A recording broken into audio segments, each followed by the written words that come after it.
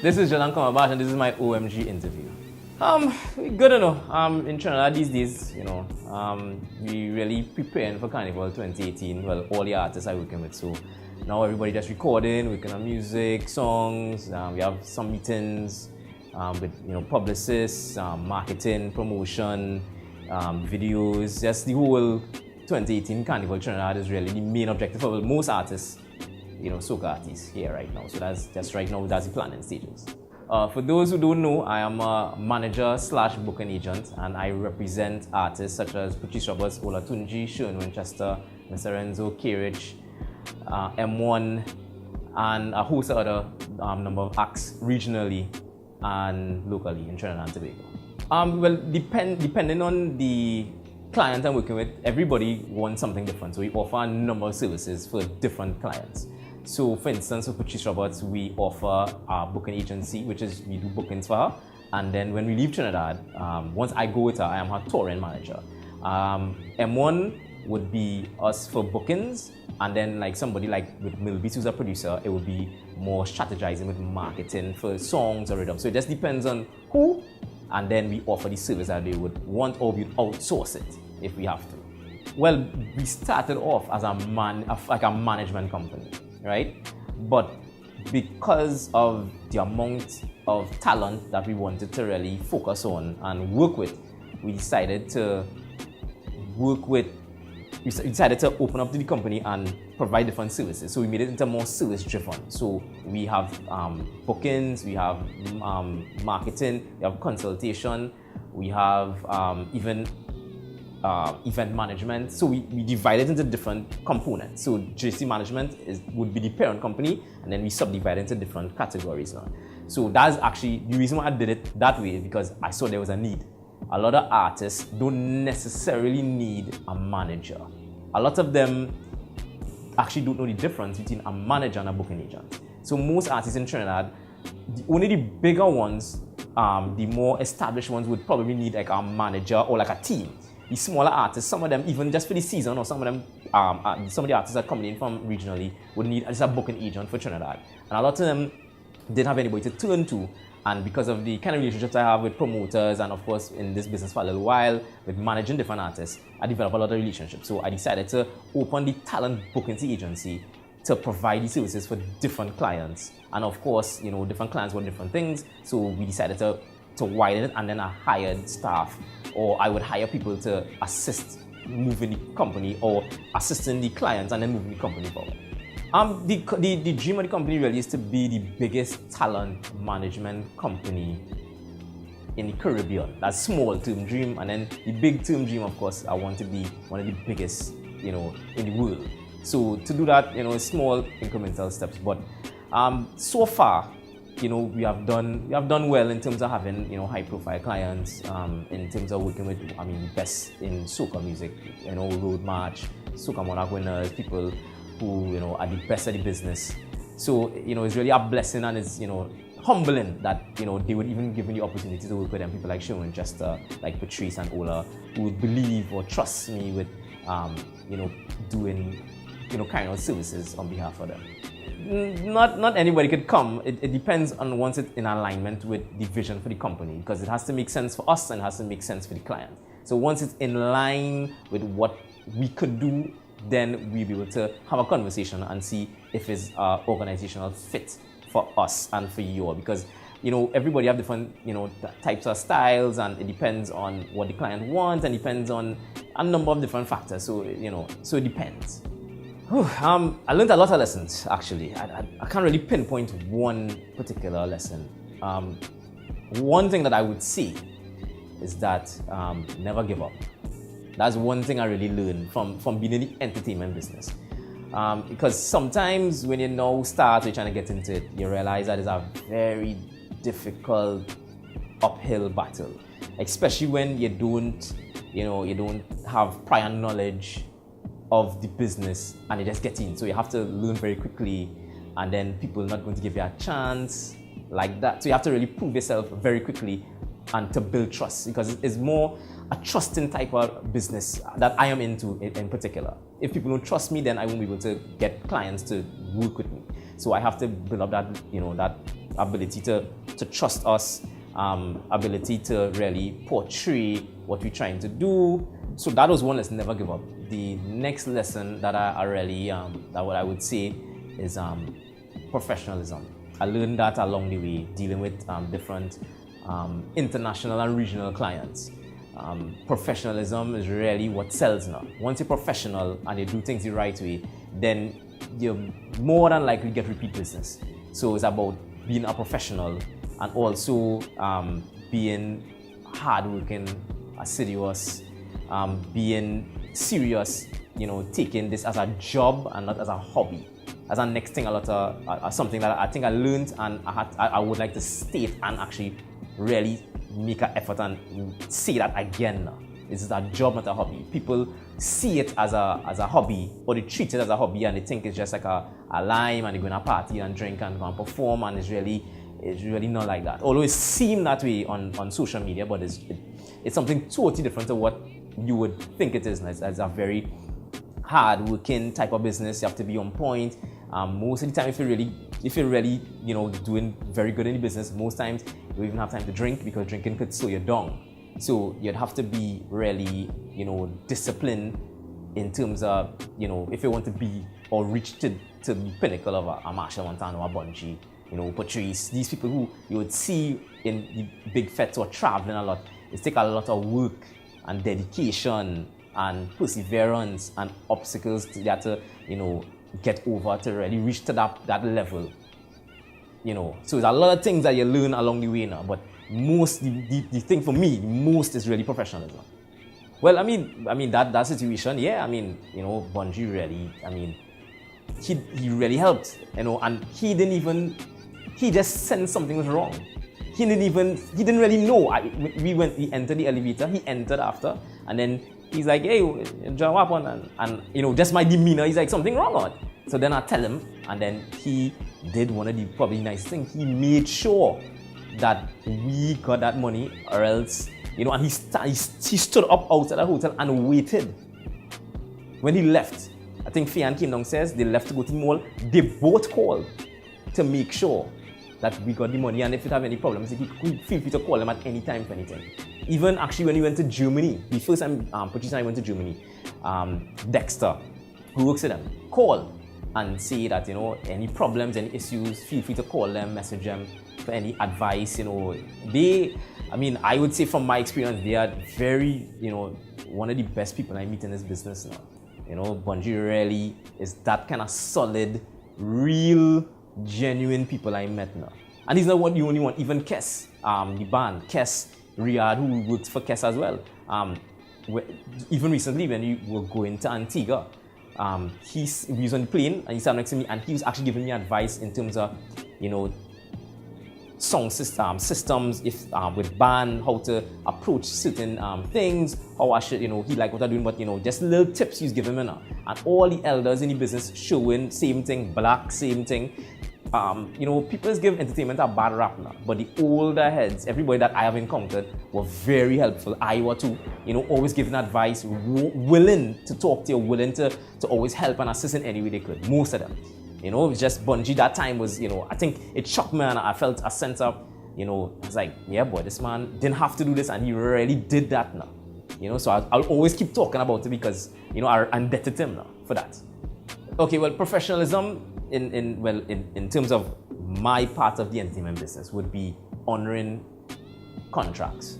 If you sign to something, you have to abide by what you signed for. If you promise something to a promoter or to a business client, you stand by your word. If you say that you're going to do a job, you dress the part, you show up on time, you make sure that you do your job to the best of your ability, and you provide the best service you could for your client and for the business and for the promoter or the business entity that hired you or contracting your services. That's what professionalism is to me. So I take very seriously, if somebody book us for a job, I try to follow up with everything. I try to facilitate every need with contracts, explain what has to be done, and work with people in order to, for them to be happy and for obviously our client to be happy. Because at the end of the day, there's two things, this is one thing I learned too. There's two people you have to really make happy when they're doing business now. You have to make your consumers happy and and you have to make the suppliers happy. So once you fulfill those two, then you're good.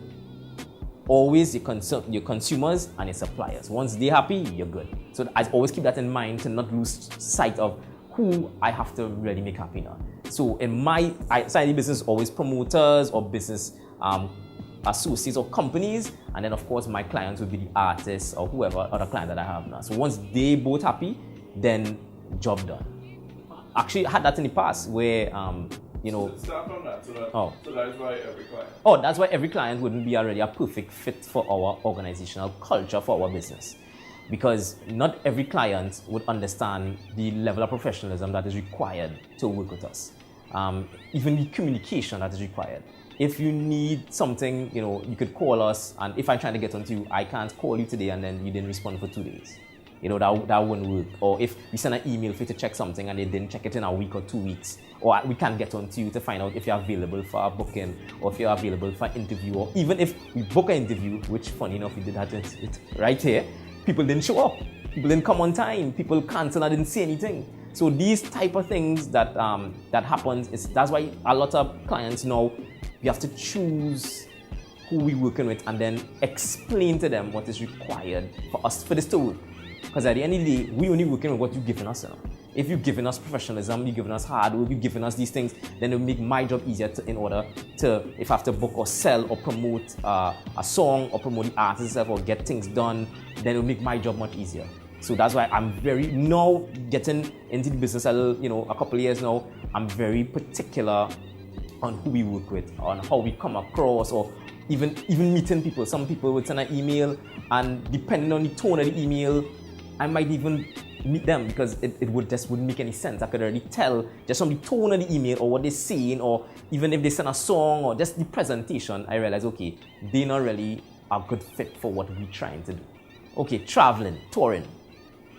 First, we could start with Trinidad in terms of the bookings in Trinidad. And then we could go to the difference between here and abroad. Trinidad bookings, I honestly think is a bit not too professional in how we deal with things. To be honest, a lot of places, a lot of companies don't require contracts here. A lot of people think you just call and you just say a price and I think as something that it's getting better over time. But I think that every transaction should be a contract, so it's very clear and it's outlined what is needed from the artist and what the client wants. It should be clear. So even if something happened, we could go back to the contract and say, okay, this is what was agreed upon, so there wouldn't be an issue, because sometimes it's just your word against mine, and it should never be that way.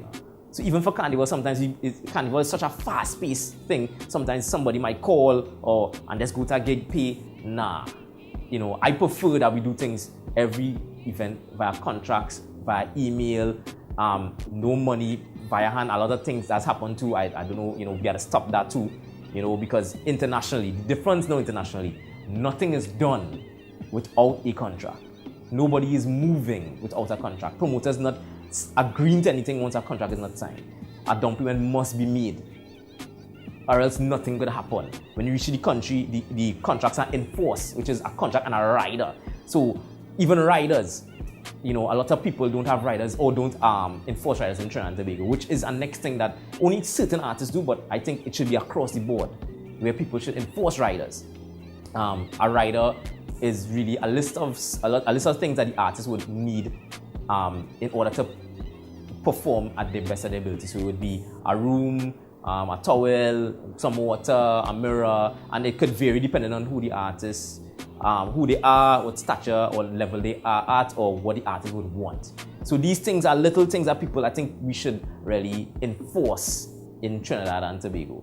Internationally now, the first thing most people call for is contracts, riders, immediately. That's the first thing. Once they're asking, they're sending that, they go through it, then they either agree, disagree, you'd make amendments to contracts, then you sign, then they pay, and then you could go on, transactions. So touring, the essence of touring. So we have, obviously, we tour regionally, and then we have international bookings, right?